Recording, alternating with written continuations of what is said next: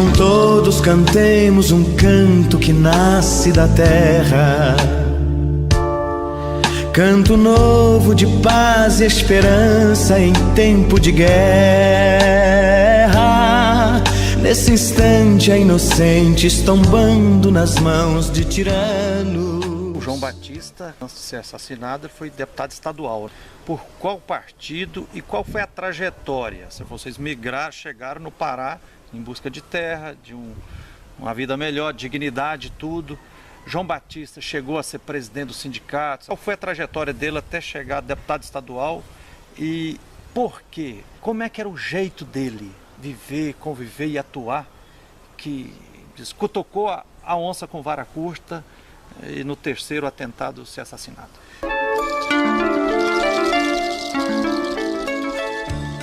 João Batista era um camponês que ficou em torno de 15 anos sem estudar. Quando nós fomos para Belém, em 75, ele fez supletivo, cursinho, iniciou o curso de Direito e já participou inicialmente da reconstrução da Uni. Em 78... Ele chegou a terminar o curso de Direito? Terminou em 81.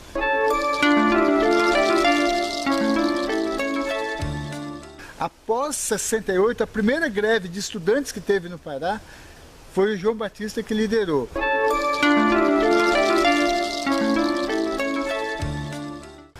E, ao se formar, ele passou a advogar para sindicatos de trabalhadores urbanos, inicialmente dentro de Belém.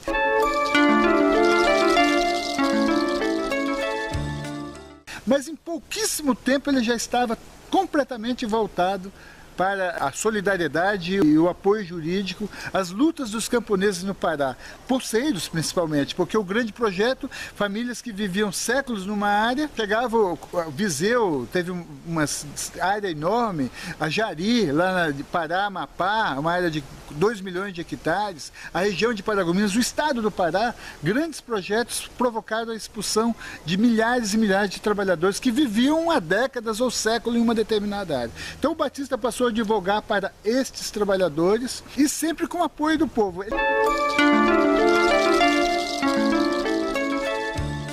Ele tinha uma capacidade surpreendente de mobilizar.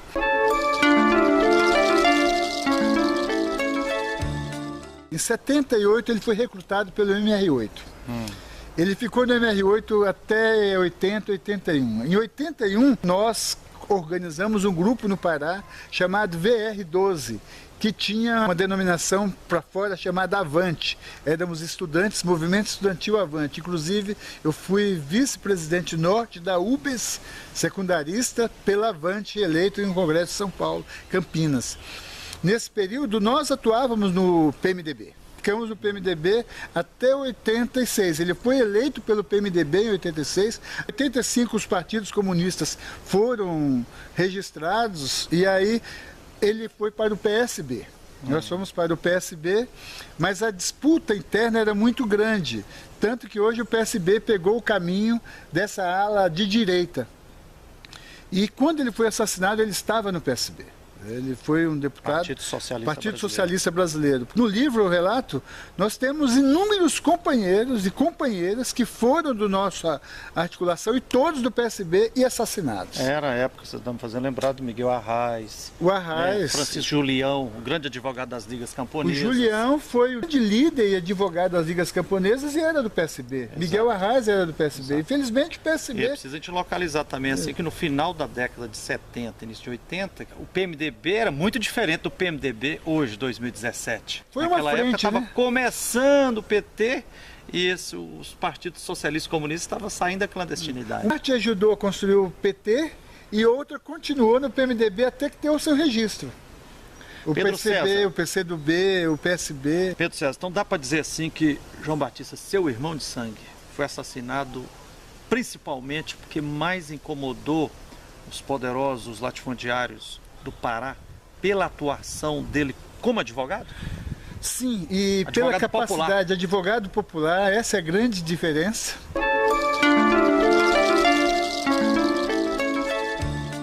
Apesar que mesmo como deputado, eu tenho um capítulo que eu trabalho isso no livro, o parlamento, e ele sempre denunciava isso, não serve ao povo. O parlamento é um instrumento de controle do Estado burguês sobre o povo. E o João Batista fazia essa denúncia dentro do parlamento, como parlamentar. Porém, como advogado, ele teve influência, e eu trago um quadro também, de todo o Estado, mostrando aonde ele influiu, organizando o povo.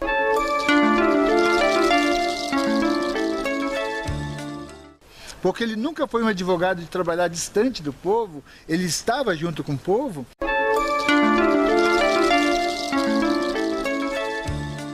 O grande motivo dele ter sido assassinado, além da sua ação jurídica, política, foi a sua liderança. Ele conseguia, de um dia para o outro, mobilizar, se fosse preciso, 1000 homens armados. E aí um período de confronto pesado. Existiram inúmeros casos da polícia ser colocada para correr do meio do mato. Eles colocarem fogo em caminhão. A polícia ia realizar um despejo em uma determinada área, a polícia era colocada para correr, eles pegavam o caminhão da polícia e colocavam fogo. E quem era a grande liderança que organizava o povo para este enfrentamento? O João Batista.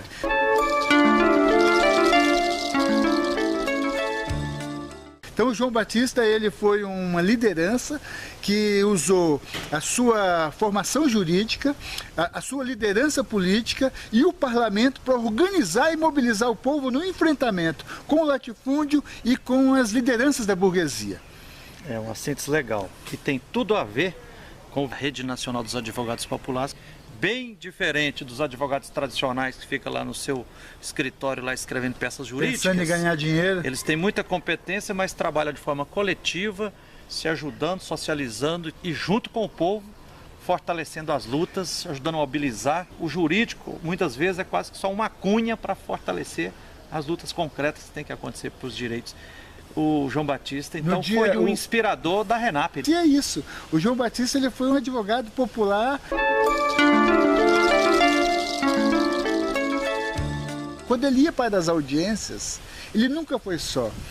Era comum, quando tinha uma audiência que as autoridades informavam que o advogado era João Batista, a polícia ocupava as cidades. Porque o João Batista chegava com milhares de trabalhadores também ocupando a cidade. Sabia a diferença que é participar de uma audiência ou de uma reunião com autoridades, com o povo ou sem o povo? Total.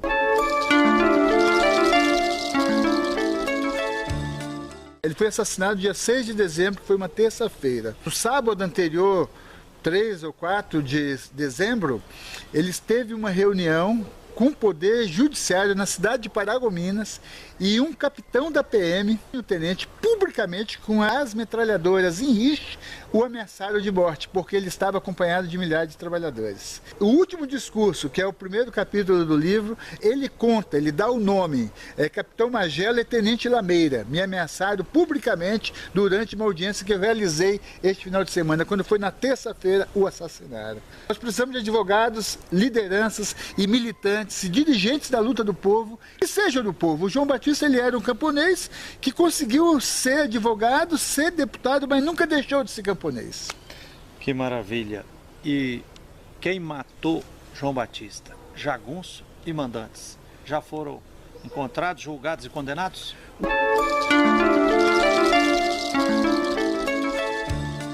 Os pistoleiros, os jagunços, foram presos, já foram soltos. O principal, inclusive, ele foi assassinado recentemente, prestando serviço como matador para a polícia do Maranhão.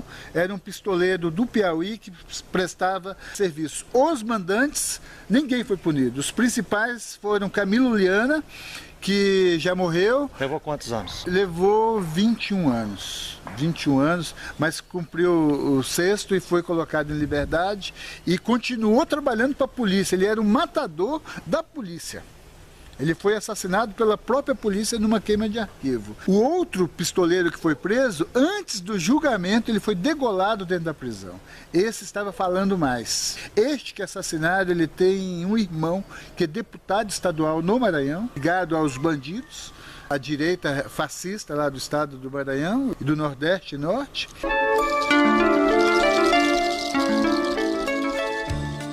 Mas os mandantes foram Camilo Liana, que tinha cemitério na fazenda e que ganhou uma cidade de presente. O Pará tem um lugar chamado Ulianópolis, que é em homenagem a Camilo Liana, que era matador, chefe de matança, e tinha um cemitério privado onde ele matava os trabalhadores. E lá mesmo enterravam. E todo mundo sabe disso no estado do Pará. Davi Rezende, outro matador, também já morreu. Josiel Fonseca, que está vivo hoje, é pastor. Abriu uma igreja numa cidade chamada Capanema, no Pará, mas continua comandando a matança. Ele formou, inclusive, a sua riqueza matando motoristas de caminhões. Ele começou, era paraibano, veio da Paraíba e a primeira ação criminosa dele foi roubar cargas de caminhão. Matava os motoristas, tem uma enorme riqueza, o filho é prefeito, já foi deputado e ele nunca foi punido. Fora outros, eu faço uma lista que eu incluo desde o Ronaldo Caiado, porque foi feita uma lista organizada pela UDR e todos tinham que morrer.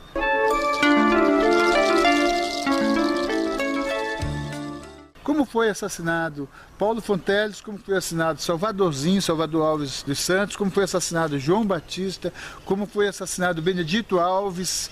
Foram vários que a UDR organizou uma lista e tinha que matar. Porque o objetivo deles ao assassinar as lideranças era calar o povo, intimidar o povo. De certa forma, eles continuam matando até hoje. E nós somos sementes de madeira de lei que nunca vamos morrer, vamos continuar resistindo. Pedro César, quem quiser ler, que aqui é apenas uns pitacos, o melhor caminho é através da Editora Popular ou tem outro caminho para encontrar o livro? No próprio Facebook, procura Pedro César Batista e entre em contato comigo. Ou com a expressão popular, mas procura Pedro César Batista no e Facebook. A gente conversa. Pode procurar lá que vai achar o meu contato, telefone, o Facebook, e-mail, tem todas as informações, vai ser fácil achar.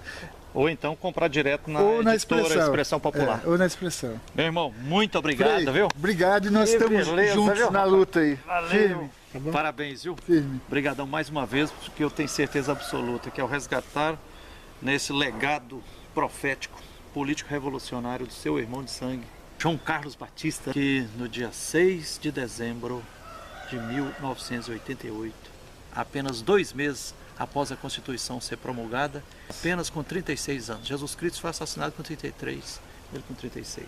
Pertinho lá de Imperatriz, onde o padre Josimo também foi assassinado. Essa terra lá onde você estava, onde também atuou o padre Ricardo Rezende, não foi? Ricardo Rezende estava em Rio Maria, Josimo em Imperatriz e nós em Paragominas. Uma região em que a violência ainda é muito grande. E continua essa perseguição. Mudou, obviamente, não tem mais o nível, mas reafirmo, o massacre de Pau d'Arco mostrou ainda a disfarçatez do latifúndio que contrata policiais armados, fardados, para irem fazer uma chacina contra trabalhadores rurais. Então, a luta, apesar do assassinato do Batista, fará 30 anos o ano que vem, continua a mesma, né? O combate ao latifúndio, ele não pode ser deixado de lado um segundo. A exigência da punição de jagunços e latifundiários mandantes de crimes também não pode ser deixada de lado. É uma necessidade histórica na busca por justiça. Sem dúvida. Obrigadão mais uma vez, meu irmão. Obrigado. Estamos gravando aqui o Frei Gilvan Luiz Moreira, da Comissão Pastoral da Terra, entrevistando aqui o Pedro César Batista, irmão de sangue do João Carlos Batista, que foi assassinado há 29 anos, no dia 6 de dezembro de 1988. E assina embaixo de tudo que o Pedro César está colocando para nós aqui. Pedro César, que eu terminei recentemente minha tese de doutorado em Educação na UFMG, sobre a luta pela terra como pedagogia de emancipação humana. Pude comprovar, teoricamente, mais uma vez, isso que se afirma. No Brasil, superexploração do capital, do capitalismo. Uma das colunas mestras dela é a estrutura fundiária latifundiária. Então a terra continua cercada, aprisionada, sequestrada em poucas mãos, para que os capitalistas no Brasil, capitalistas do campo e da cidade, usem e abusem do povo e também de todos os bens naturais. Beleza esse livro aqui, e que vai virar filme, e esse grande inspirador aqui da Rede Nacional dos Advogados Populares. Um abraço, Frei Gilvander.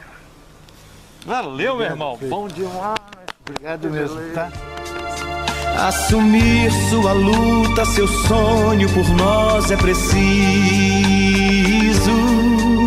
A haveremos de honrar todo aquele que caiu lutando contra os muros e cercas da morte, jamais recuando. Eis o tempo de graça, eis o dia da libertação, de cabeças erguidas, de braços reunidos, irmãos. Haveremos de ver qualquer dia chegando a vitória, o povo nas ruas fazendo a história, crianças sorrindo em toda a nação.